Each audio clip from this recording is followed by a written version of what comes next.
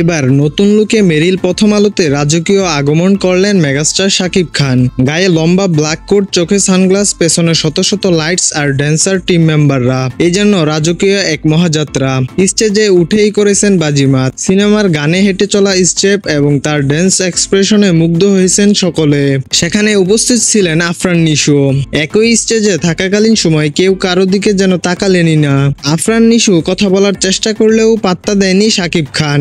বেশ কিছুদিন যাবৎ তাদের মধ্যে রেষারেষির কথা শোনা যাচ্ছে। হয়তো তার জন্যই পাত্তা পেল না নিশো। আগামী বছর ঈদে তোমার সিনেমা রিলিজ হচ্ছে, তাই তো?